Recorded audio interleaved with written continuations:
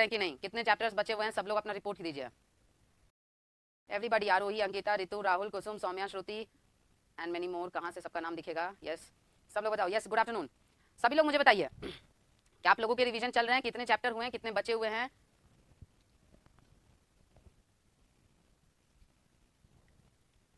Report में बताइए कितने हुए हैं और कितने बचे हुए हैं।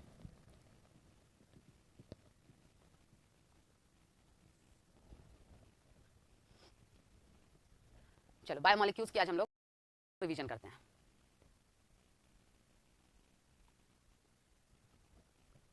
वेरी गुड आरोही, उसे आप कंप्लीट कर लीजिए। श्रुति, कितना अप्रॉक्स बचा है, कितने चैप्टर?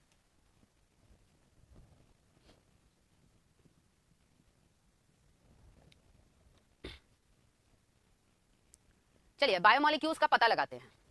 पता लगाने का सिंपल टेस्ट है कि कोई टिश्यू ले लो, आप उसका वेट कीजिए, तो इसका जो वेट आएगा उसे हम कहते हैं फ्रेश वेट। फ्रेश वेट करने के बाद आप उसको ड्राई कर दोगे, तो ड्राई करने के बाद आपका निकलेगा ड्राई वेट। देन आप उसे बर्न कर देंगे, पूरा जला देंगे, तो दो चीज मिलेगा, वोलेटाइल कंपाउंड और एक आपका मिलेगा क्या, non volatile compound. Volatile compound में आपका जो वेपर्स गैसेज होते हैं वो निकलेंगे, और यहाँ नॉन वोलेटाइल में आपके सॉल्ट्स प्रेजेंट रहेंगे। तो भाई टेस्ट करके पता चला कि उन गैसेज को टेस्ट किया गया, तो टेस्ट करके पता चला कि इस वेपर में CO2 है, वाटर है, और जो नहीं निकला वेपर बन के जो पीछे छूट गया राख में, वो आपका एशेज, जो राख में छूट गया वो आपके क्या थे, सॉल्ट्स निकल के आए। टेस्ट किया गया तो nitrate, phosphate, sulphate, carbonate, bicarbonate, nitrite, अलग अलग तरह के सॉल्ट्स थे। तो भाई जब हमने किसी कंटेनर में जो चीज लिया था कुछ और था ही नहीं, सिर्फ वो टिश्यू था, और उस टिश्यू को तोड़ने पे इतना कुछ मिल रहा है, इसका मतलब क्या है कि कंक्लूजन ये निकल के आया अपना कि tissue has water plus inorganic compounds, कि टिश्यू के पास वाटर और इनऑर्गेनिक कंपाउंड एकदम कंफर्म है ही। मे बी शायद, maybe it has organic compounds too, शायद इनके पास मे भी हो सकता है कि ऑर्गेनिक कंपाउंड्स भी हो, लेकिन हम श्योर नहीं है। ऑर्गेनिक के लिए अगला टेस्ट किया गया कि हमने टिश्यू लिया, टिश्यू को हमने क्या कर लिया, ग्राइंड कर लिया। ध्यान रहे कि इन एक्सपेरिमेंट्स में जहां पे भी हम परफॉर्म कर रहे हैं वो जगह एकदम साफ सुथरा रहना चाहिए, गंदगी ना हो, वरना टेस्ट हमारा गलत आ जाएगा। ग्राइंड कर लिए, ग्राइंड करने के बाद हमने इसमें डाल दिया ट्राइक्लोरो एसिटिक एसिड, उसको डालने के बाद हमने मिक्स कर दिया। मिक्स करने के बाद हम स्ट्रेन किए, स्ट्रेन यूजिंग चीज क्लॉथ, तो हमको दो पार्ट मिला। एक मिला क्या, सॉल्यूबल पूल, एक मिला कैसा, इनसॉल्यूबल पूल। मतलब वो भाग जिसमें सब कुछ घुल मिल गया था, वो छन गया था आपका, इस भाग को हम लोग कहते हैं फिल्ट्रेट पार्ट, और इस भाग को कहते हैं रेसिड्यूअल या फिर रिटेंटेट पार्ट। कि घोल मिला के हमने उसे छाना तो क्या हुआ कि बहुत सारा पार्ट ऊपर ही रह गया, बहुत सारा पार्ट नीचे। तो जो एसिड में घुल मिल गया होगा छोटे साइज का होगा, वही तो इन कपड़ों के छेद को क्रॉस करके नीचे चला गया, और जो बड़े साइज का होगा, जो एसिड में नहीं घुल पाया होगा, तो वो ऊपर रहा होगा। तो यहाँ पे हमें मिला बायो माइक्रोमोलिक्यूल, यहाँ पे मिला bio macromolecule, means protein, nucleic acids, polysaccharides, enzymes, ये सब इधर मिले, और अमीनो एसिड्स, न्यूक्लियोटाइड्स, ये सब यहाँ मिला। एक एक्सेप्शन था, एक्सेप्ट लिपिड। लिपिड आपका क्या है, ये है micromolecule, but it is seen in soluble pool. कि कायदे से लिपिड है तो माइक्रोमोलिक्यूल, छोटा साइज का है, 800 डाल्टन से मास कम है, 1000 डाल्टन से मास कम है, फिर भी ये आपको कहां मिला, तो ये मिला एसिड इनसॉल्युबल पूल में। तो इसका कारण क्या है, तो ये लिपिड का स्ट्रक्चर आपको समझा देगा कि इसका कारण क्या है। बताइए, एनालिसिस में कोई दिक्कत है? यहां से कंक्लूजन हमें ये निकला कि जो टिश्यू है, tissue has organic compounds, tissue के पास ऑर्गेनिक कंपाउंड्स भी होते हैं। तभी तो हमने एक कंटेनर में कुछ और नहीं लिया था, सिर्फ हम टिश्यू लिए थे, लेकिन उसको तोड़ मरोड़ के लास्ट में टेस्ट किए तो तरह तरह के ऑर्गेनिक कंपाउंड्स मिले। वो कहां से आए होंगे, तो वो इन्हीं टिश्यू से आए होंगे। एनालिसिस में कोई दिक्कत है? बताइए, एनालिसिस में कोई दिक्कत है? मीनवाइल हम सभी के डाउट्स ले लेते हैं।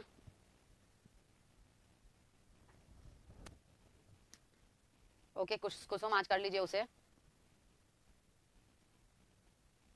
आज पार्ट 2 को कंप्लीट कर लीजिए, कल क्वेश्चंस बना लेना।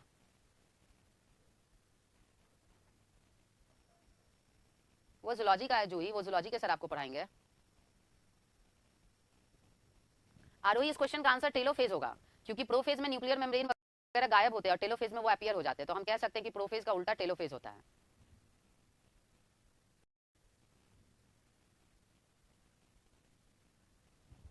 Trichloroacetic acid as a solvent use होता है, it is used as a solvent.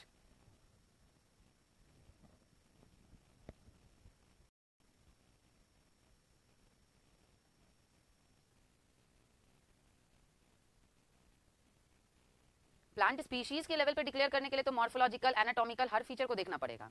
अगर फैमिली की बात करें तो फ्लोरल एंड वेजिटेटिव कैरेक्टर्स होंगे, और अगर ऑर्डर की बात करें तो सिर्फ floral character. All of these होगा इसका आंसर. यशी.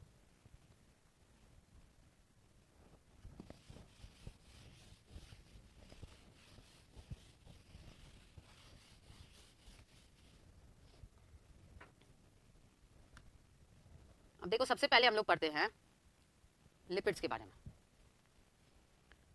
कि देखो, लिपिड्स में सिर्फ बॉन्डिंग समझ जाओगे तो सब समझ में आ जाएगा. लिपिड एक्चुअली क्या है कि दो चीज से मिलकर बना हुआ है, फैटी एसिड प्लस अल्कोहल. और अल्कोहल में भी जो कॉमन लिपिड होता है वो होता है आपका ग्लिसरॉल. तो आप देख सकते हो कि इधर पे ग्लिसरॉल को आप लिख लीजिए CH2OH, CHOH and CH2OH. Fatty acid, fatty शब्द जब भी आए ना आपका, और एसिडिक COH. फैटी आपका होता है हाइड्रोकार्बन. हाइड्रोकार्बन माने जो नेचर से कैसे हो, नॉन पोलर, उसे हम लोग फैटी ग्रुप में जोड़ते हैं. और वो भी कैसा है, लॉन्ग चेन. लॉन्ग चेन माने जिसके पास कार्बन नंबर बहुत ज्यादा है वो आपका यहाँ पे ग्रुप रहता है. मतलब यहाँ जो ये R ग्रुप है इसमें कार्बन 10, 12, 15, 16, 18, 20 तक रहेंगे, उससे भी ज्यादा रहते हैं. और एसिडिक पार्ट के लिए COH. तो अब होता क्या है कि यहाँ पे C double bond O and OH.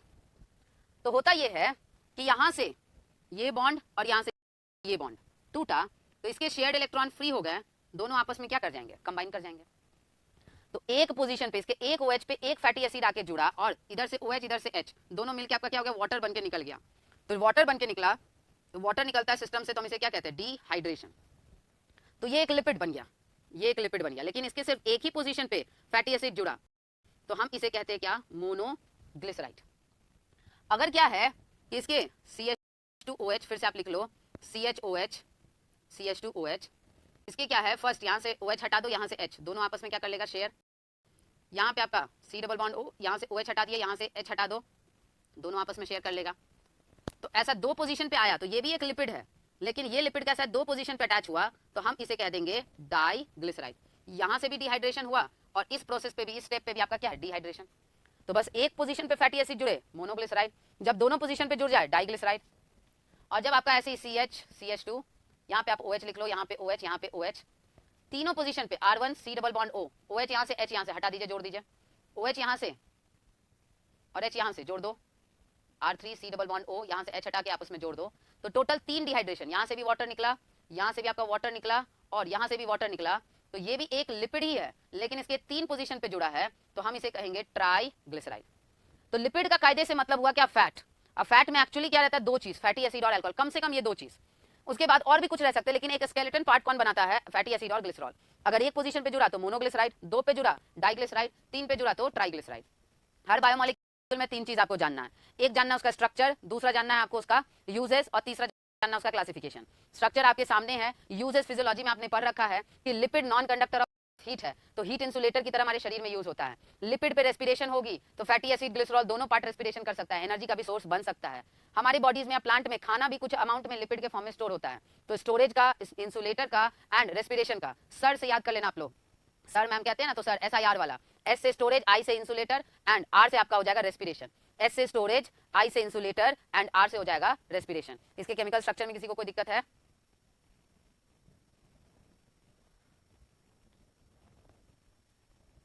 RER is continuous with rough endoplasmic reticulum का केमिकल स्ट्रक्चर देखिए पलक, न्यूक्लियर मेम्ब्रेन से लेके प्लाज्मा मेम्ब्रेन तक कंटिन्यूअस है. तो it is continuous with outer membrane of nuclear membrane, outer layer of nuclear membrane, मतलब वहां से शुरू होता है और प्लाज्मा मेम्ब्रेन तक एक्सटेंड करता है. यशी जूओ जियोग्राफी मतलब होता है, ज्योग्राफी मतलब होता है डिस्ट्रीब्यूशन. दुनिया में एनिमल कैसे कैसे डिस्ट्रीब्यूशन है, डिस्ट्रीब्यूटेड है, मींस डिस्ट्रीब्यूशन ऑफ एनिमल्स, किस एरिया में कितने एनिमल है, कौन कौन से हैं, इसी फिनोमेना को हम लोग कहते हैं जूओ जियोग्राफी. क्लियर पलक, यशी, श्रुति?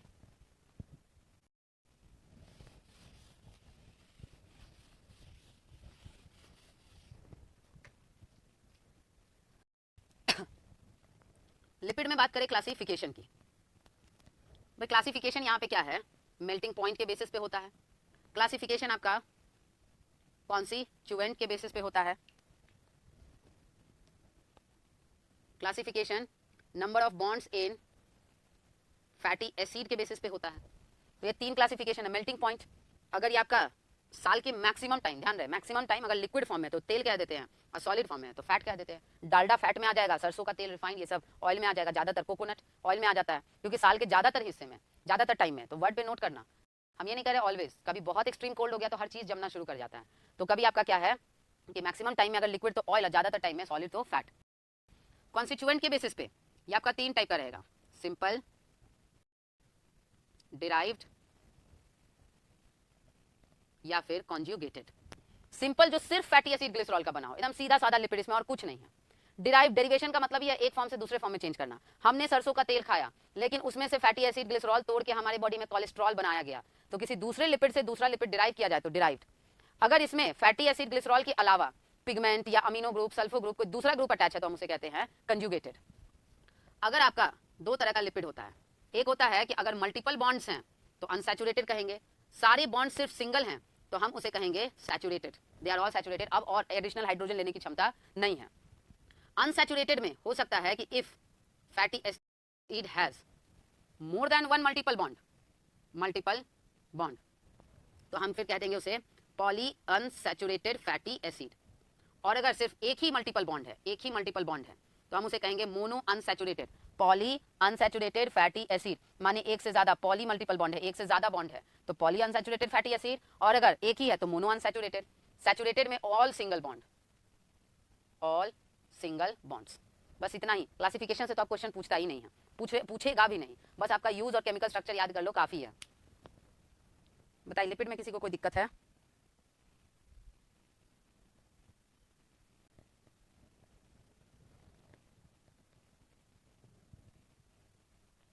एस से आपका स्टोरेज हो गया, आई से इंसुलेटर एंड आर से respiration. Function of lipid is sir, S से स्टोरेज, आई से इंसुलेटर, आर से रेस्पिरेशन। सेम है बच्चे, कैटेगरी, रैंक, टैक्सॉन सेम ही चीज को रेफर करता है। गेहूं का स्पीशीज लेवल पे कैटेगरी एस्टिवम हो गया, जीनस लेवल पे ट्रिटिकम हो गया।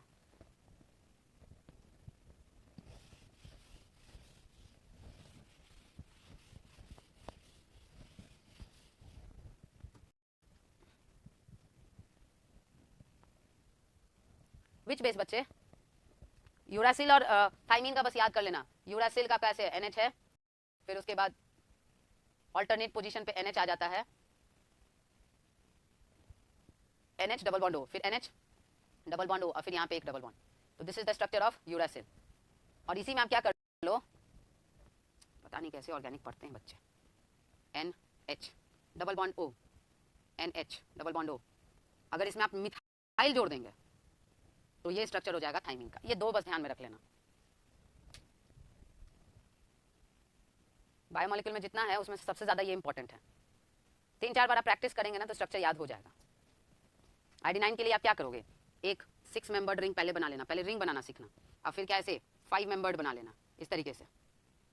अब तब जाके पोजीशंस जो है वो रखने की कोशिश कीजिएगा।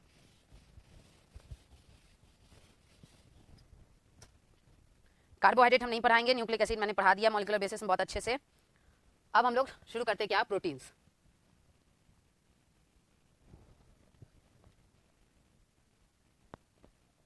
देखिए प्रोटीन्स में है क्या, प्रोटीन्स का जो मोनोमर है, मोनोमर वो है आपका अमीनो एसिड। तो पहले अमीनो एसिड के पार्ट को हम लोग देख लेते हैं, तब प्रोटीन देखेंगे। अमीनो एसिड जो है, इस अमीनो एसिड में आपका 2 वर्ड याद रखना। एक याद रखना सब्स्टिट्यूटेड मीथेन, एंड प्लस दूसरा आप याद रखेंगे 20 डिफरेंट टाइप्स के होते हैं ये नेचर में। स्ट्रक्चर अपने आप बन जाएगा। मीथेन आप लिख लोगे, सबको मीथेन पता होता है, क्लास 5 से ही सबको मीथेन का स्ट्रक्चर पता होता है। मीथेन को सब्स्टिट्यूट करते जाइए। कैसे करेंगे मैम, तो नाम ही तो कह रहा है अमीनो ग्रुप डाल दो, और क्या डाल दो, एसिड। तो एक ग्रुप आप अमीनो ग्रुप डाल दीजिए, एक ग्रुप आप क्या कीजिए, एसिडिक। अब ऐसे ही छोड़ दे तब तो ये एक ही टाइप का हो जाएगा, लेकिन हमको चाहिए कितने अलग अलग, 20 अलग अलग प्रकार के। तो एक ग्रुप आप क्या रख दो, वेरिएबल रख दो। तो ये बन गया अमीनो एसिड का स्ट्रक्चर। इस स्ट्रक्चर से आप देखिए इसके प्रॉपर्टी का अंदाजा आप लगा सकते हैं। प्रॉपर्टी है ये कैसे बिहेव करेगा, सॉल्ट लाइक, एम्फोटेरिक बिहेव करेगा, क्योंकि देखो इसके पास ये ग्रुप अपना कैसा नेचर से है, एसिडिक। तो सेम ही कंपाउंड में एसिडिक ग्रुप भी और बेसिक भी है। इसके अंदर OH, इसके अंदर H+ लेने की क्षमता है, इसके अंदर H+ देने की क्षमता है। तो इसलिए आपका क्या है, ये बेसिक और एसिडिक दोनों सेम है, तो सॉल्ट लाइक होगा। सॉल्ट लाइक है तो याद करने का हम ट्रिक भी बचपन में बताए थे कभी आप लोग जब 11th में थे, कि भाई हम लोग के घर में जैसे नमक रखा है ना, इलॉजिकल ट्रिक है। फिर मत कह देना कि मैम हम लोग कॉपर सल्फेट देखे वो तो व्हाइट कलर का है ही नहीं।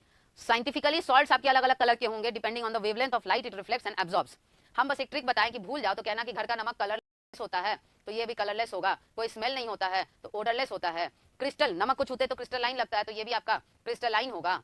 एंड प्लस क्या है कि इसका शरीर के लिए जो फायदेमंद है, स्वाद उसका अच्छा नहीं होता है, हमेशा ध्यान रखना। हर बच्चे को करेला नहीं पसंद होता है, लेकिन हेल्थ के लिए वो बहुत अच्छा होता है। लेकिन मैक्सिमम बच्चे यहाँ बैठे होंगे उनको फास्ट फूड में से कुछ ना कुछ बहुत पसंद होगा, तो जो मुंह को अच्छा लगे तो वो शरीर के लिए अच्छा नहीं है, तो इसका बिटर टेस्ट होता है, क्योंकि ये प्रोटीन बनाते हैं जो शरीर के लिए बहुत अच्छे होते हैं। इसके अंदर क्या होता है कि H+ देने की कैपेसिटी होती है, H+ देने की कैपेसिटी होती है, तो ये आपका बन जाता है क्या, NH2C, यहाँ H, यहाँ पे R, CO-। तो यहाँ पे कैसे बिहेव किया, एनायन की तरह। इसके अंदर H+ एक्सेप्ट करने की भी कैपेसिटी होती है, तो ये बन जाएगा आपका क्या, NH3+ CH COH and R। अभी मत कहना कि कैसे एक्सेप्ट कर लिया भैया, इसके पास लोन पेयर ऑफ इलेक्ट्रॉन है, ये कोऑर्डिनेट बॉन्ड बना लेगा, दोनों इलेक्ट्रॉन दे देगा, तो सामने वाले बंदे के पास ना भी रहे इलेक्ट्रॉन तो बॉन्ड बना लेगा। H+ के पास नहीं था फिर भी बना लिया, तो ये कैसे बिहेव किया, कैटायन की तरह। एक पीएच आता है जिस पीएच को हम लोग कहते हैं आइसो इलेक्ट्रिक पीएच। ऐसा पीएच, आइसो मतलब सेम, इलेक्ट्रिक मतलब चार्ज, एक ऐसा पीएच जब इस पे बराबर मात्रा में चार्ज डेवलप करेगा, जिस समय साइमल्टेनियसली, ये दोनों काम साइमल्टेनियसली होगा, देने का और लेने का, दोनों का काम आदान प्रदान सेम टाइम पे हो जाएगा। तो होगा क्या, यहाँ H, यहाँ R, इसने जो है प्लस दे दिया तो माइनस बन गया, और इसने प्लस ले लिया तो प्लस बन गया, NH3+। तो ऐसे स्पेशल आयन को हम लोग कहते क्या है, ज्विटर आयन। जिसकी हो गई property. Zwitter ion sulphonic acid amine group आपने पढ़ा होगा, तो उसमें जो है आपका जो सल्फोनिक ग्रुप SO3H वाला हिंसबर्ग रिएजेंट जो नहीं था उस टाइप, उससे रिलेटेड, तो वो भी SO3H वाला भी जो है वो ये प्रॉपर्टी शो करता है। यहाँ पे इसकी यूजेज अगर बात करें तो अमीनो एसिड के हेल्प से क्या बनता है, प्रोटीन की सिंथेसिस होती है। बात करें अमीनो एसिड, तो जैसे कि एक अमीनो एसिड से कोई दूसरा केमिकल भी बनाया जाता है। लाइक फॉर एग्जांपल आप ले सकते हो टायरोसिन के हेल्प से थायरोक्सिन बनाया जाता है, मेलानिन बनाया जाता है, डोपामीन। याद करना, तुम लोगों को हम पढ़ाए थे फिनाइल कीटोन्यूरिया, उस समय बताए थे कि टायरोसिन अमीनो एसिड को ही जो है ट्रांसफॉर्म करके अलग अलग चीज बनाया जाता है। तो ये आपके हो गए अमीनो एसिड के केमिकल स्ट्रक्चर, अमीनो एसिड के प्रॉपर्टीज एंड यूजेस। अब हम लोग पढ़ेंगे अमीनो एसिड्स का जो क्लासिफिकेशन है वो। इसमें किसी को कोई दिक्कत है, ज्विटर आयन, कैटायन, एनायन कैसे बना?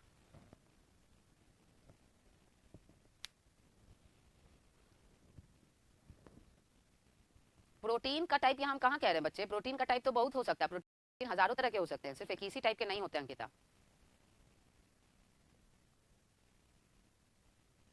इसका ये मतलब है यशी कि हर्बेरियम का जो पेज होता है जिसपे पौधों के पार्ट को हम चिपकाए थे, वो एक तरह से जमा खाना बन जाता है, ऐसा जगह जहाँ पे सारा इन्फॉर्मेशन हम जमा कर करके रखे। रिपोजिटरी मतलब जहाँ पे चीज़ों को जमा करके रखा गया, ताकि फ्यूचर में हमें कोई इन्फॉर्मेशन लेने की जरूरत हो तो हम इन्फॉर्मेशन ले सकते हैं।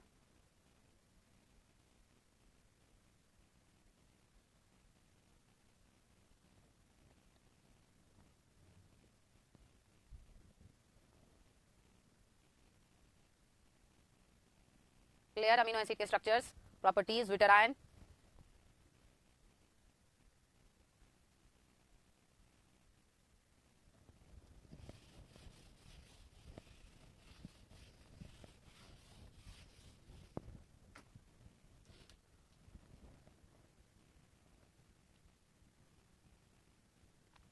अब इसकी हम लोग देख लेते हैं क्लासिफिकेशन।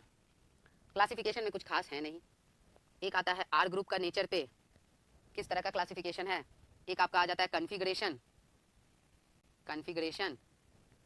एक आ जाता है सिंथेसिस इन बॉडी, कि बॉडी में कैसे बन रहा है कि नहीं बन रहा है। तो आर ग्रुप के नेचर पे हमने देखा था ना, अगर आर एसिडिक है तो वो भी एसिडिक,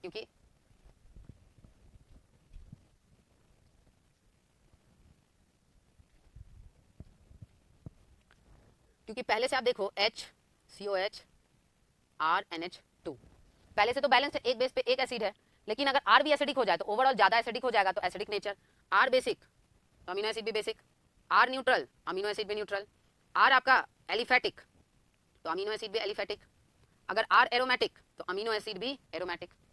कॉन्फ़िगरेशन के बेसिस पे अगर है कि हमने ऐसे लिख दिया COH RNH2 तो इसको हम कहते हैं एल फॉर्म, लेफ्ट साइड में अमीनो ग्रुप, अमीनो को प्रायोरिटी देंगे, left amino L form.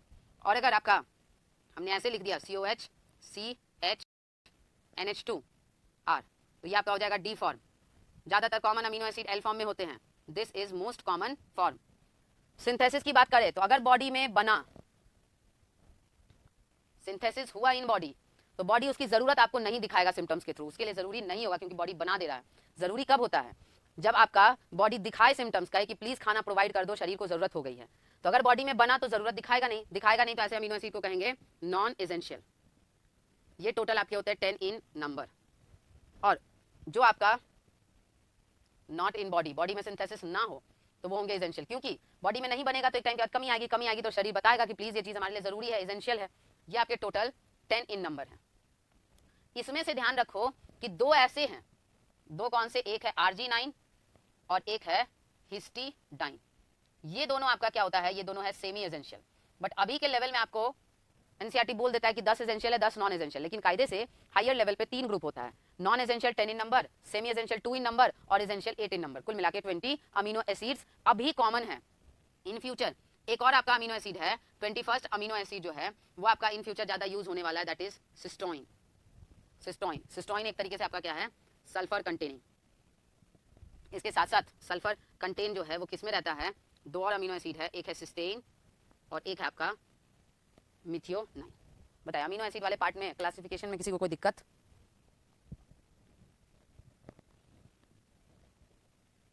Yes, logic इसलिए है ना कि साइनोबैक्टीरिया है तो भले ही मोनेरन, लेकिन एल्गी की तरह ये फोटोसिंथेसिस कर लेते हैं, तो आयरॉनिकली इसे कहा दिया जाता है कि इट इज एल्गी। और कैसा, क्योंकि इनके पास पर्पलिश टाइप का पिगमेंट होता है फाइकोसाइनिन, जिस वजह से इनका नाम दे दिया जाता है ब्लू ग्रीन एल्गी। प्रोटीन अभी नहीं बता रहे बच्चे, अमीनो एसिड पढ़ रहे हैं हम लोग।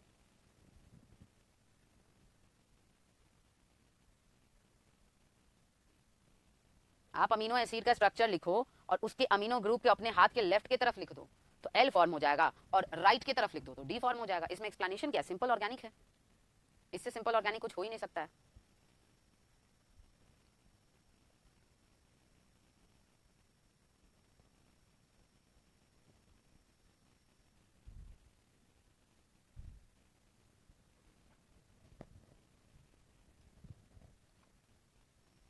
जो किसी चीज को बनाते हैं, बिल्डिंग या एनी प्रोडक्ट, कोई भी चीज जो छोटे बड़े बिल्डिंग्स हो, उनको डिजाइन करने वाले लोगों को हम आर्किटेक्ट कहते हैं, और जो बनता है उसे हम आर्किटेक्चर कहते हैं।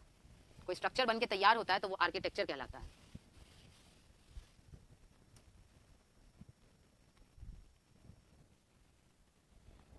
अब देखो क्या है,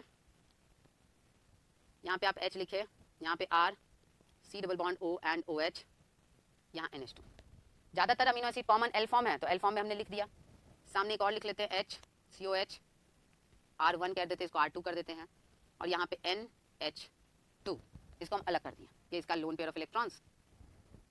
तो अब देखो एसिड और बेस, एसिड बेस आमने सामने है, तो एसिड और बेस में रिएक्शन फिजाइबल है।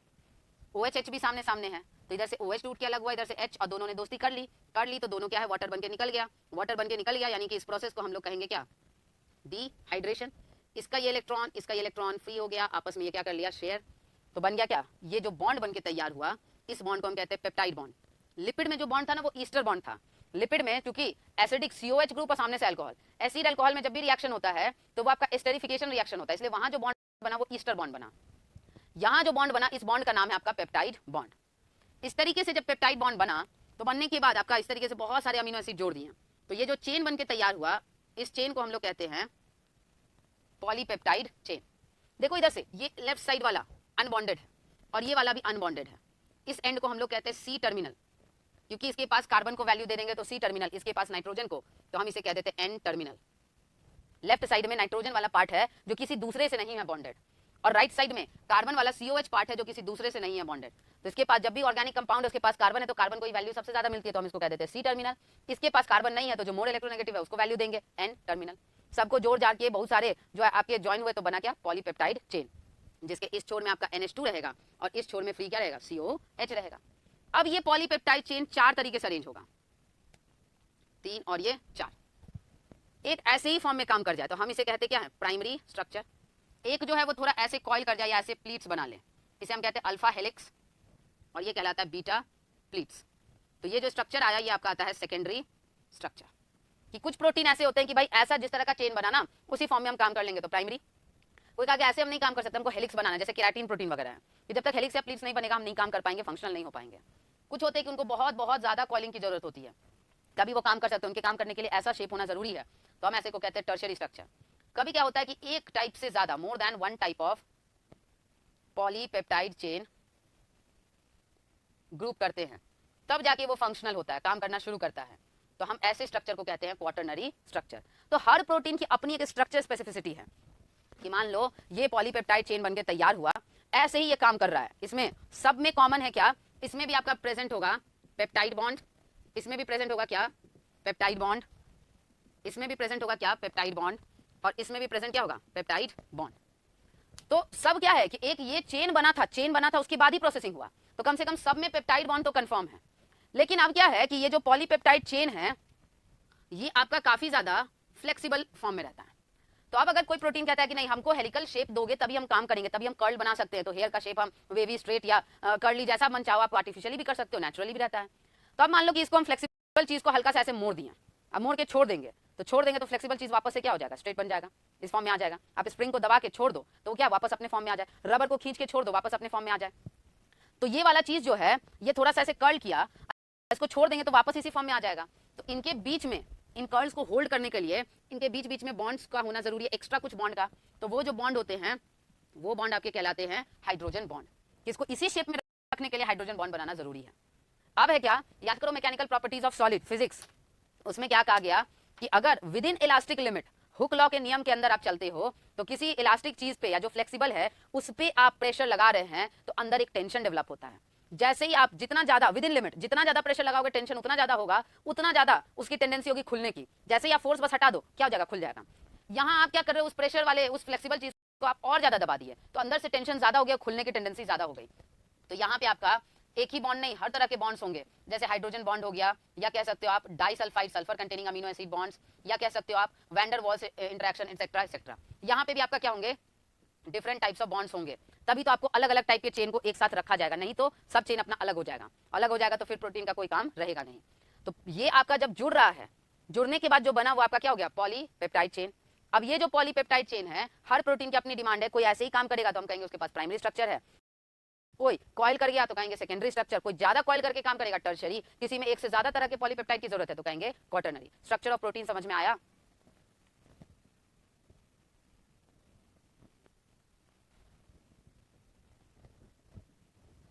बताइए स्ट्रक्चर ऑफ प्रोटीन समझ में आया?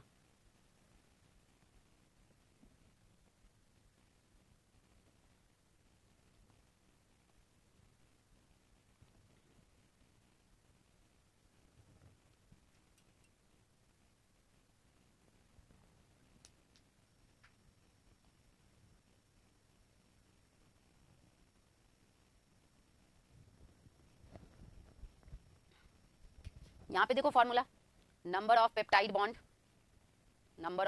बॉन्ड या नंबर ऑफ डिहाइड्रेशन।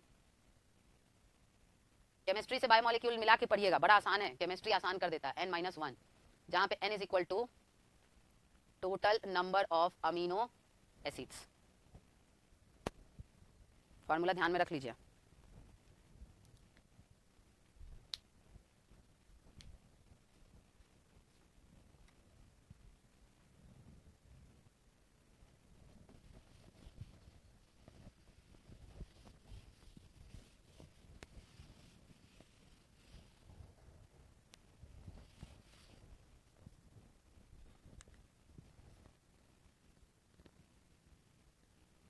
प्रोटीन के क्लासिफिकेशन सॉल्युबिलिटी के बेसिस पे एंड कॉन्स्टिट्यूएंट के बेसिस पे। सॉल्युबिलिटी के बेसिस पे अगर वो वाटर सॉल्युबल है माने उसका अपना बॉन्ड वीक है, पानी में जाके घुल जाता है तो ग्लोब्यूलर। अगर उसका अपना बॉन्ड स्ट्रांग है, पानी में जाके नहीं घुल पाता है तो फाइब्रस। कॉन्स्टिट्यूएंट के आधार पे अगर सिर्फ अमीनो एसिड का बना है सिंपल, अगर अमीनो एसिड के अलावा कुछ और चीज भी जुड़ा हुआ है कंजुगेटेड, किसी दूसरे प्रोटीन से दूसरे को डिराइव किया गया तो हम उसे कह देंगे डिराइव्ड प्रोटीन। प्रोटीन के यूजेस की बात अगर कही जाए तो प्रोटीन का जो आप यूजेस देखो तो जो भी use starting from cell till human physiology के एंड तक, carrier protein, channel protein, actin, myosin, spindle fibre, tubulin protein, cilia flagella, centrosome, any receptor, hormone, enzymes, collagen, antibodies, anything. तो इसका मतलब है कि ये आपका क्या है एंटायर फिजियोलॉजी में हेल्प करता है। इसी वजह से हम प्रोटीन्स को क्या कहते हैं बॉडी बिल्डिंग फूड। प्रोटीन वाले पार्ट में किसी को दिक्कत? पिछले वीक के होमवर्क आप लोग फिनिश कर लेंगे तो सब मुझे नोटिफाई करोगे, तब हम आपको 5-6 न्यूमेरिकल्स देंगे। क्लास 12th वाला principle of inheritance, molecular basis और रिप्रोडक्शन वाला चैप्टर का, सेल डिवीजन का, बायोमोलिक्यूल का, एनाटॉमी का कुछ न्यूमेरिकल्स देना है एज होमवर्क, कुछ छूटना नहीं चाहिए।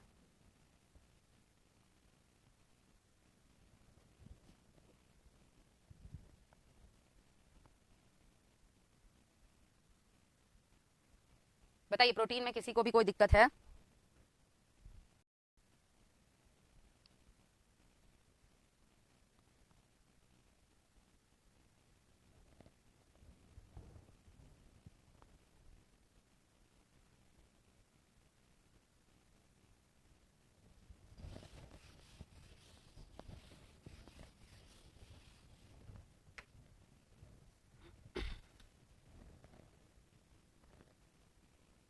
एंजाइम्स, फाइब्रस का एग्जांपल बच्चे केराटिन प्रोटीन, हमारे बाल, नाखून, जानवरों के सींग में या पैर में जो पाया जाता है ना, वो हो गया आपका फाइब्रस का एग्जांपल। कोलाजन हो गया, कोलाजन फाइबर्स फाइब्रस का एग्जांपल हो गया। चलो एंजाइम्स में देखते हैं। सबसे पहले इसका क्लासिफिकेशन ही देख लेते हैं। इसका क्लासिफिकेशन, टोटल एंजाइम के होते हैं 6 क्लासेस, और हर क्लास जो है, ईच क्लास में आपका 4 से 13 सब क्लास होता है। सब क्लास हमको नहीं जानना, 6 क्लास का नाम हमको ध्यान में रखना है भाई। हिली एरियाज के लोगों को हॉस्पिटल की जरूरत थी, ऑपरेशन थिएटर्स की, plus I had an affinity with hilly areas, मुझे हिली एरिया से बहुत लगाव है, तो मैंने क्या किया, operation theatre, OT means operation theatre, हमने खोल लिया कहाँ पे, हिल स्टेशन पे, लोगों का भी भला और हमारा भी भला। तो ओ से हो जाएगा ऑक्सीडो रिडक्टेज, टी से हो जाएगा ट्रांसफरेज, एच से हो जाएगा हाइड्रोलेज, आई से हो जाएगा आइसोमरेज, लाई से हो जाएगा, एल से हो जाएगा लाइएज, और एल से हो जाएगा लाइगेज। नाम देखो खुद कहेगा, ऑक्सीडेशन रिडक्शन का काम करेगा, यानी कि ये हेल्प करेगा किसमें, रिडॉक्स रिएक्शन में, ऑक्सीडो रिडक्टेज। ट्रांसफरेज, ये हेल्प करेगा आपका transferring of groups, transferring of functional groups एक सबस्ट्रेट से, जैसे ट्रांसअमाइनेज हम लोग पढ़ेंगे ना, मान लो एक सबस्ट्रेट से हमने NH2 ग्रुप दूसरे को दिया, दूसरे से हमने CO ग्रुप ले लिया, तो वही हो गया ट्रांसफरिंग। हाइड्रोलेज, हाइड्रोलाइसिस, वाटर की मौजूदगी में ब्रेक डाउन करना है तो हाइड्रोलेज। आइसोमरेज, नाम से पता चल रहा है, आइसोमराइजेशन। लाइएज करवाएगा क्या, लाइसिस, लाइसिस का मतलब हो गया ब्रेक डाउन। लाइगेज का काम हो जाएगा क्या, ज्वाइनिंग, फंक्शनल ग्रुप्स का आपस में ज्वाइनिंग करवाने में लाइगेज हेल्प करेगा। क्लासिफिकेशन हमेशा ध्यान में रखना, 6 क्लास है, हर क्लास में किसी में 5, किसी में 4, किसी में 12, किसी में 11, किसी में 13 सब क्लासेस हैं, तो यू आर लकी कि आपको सब क्लासेस का नाम याद नहीं रखना है।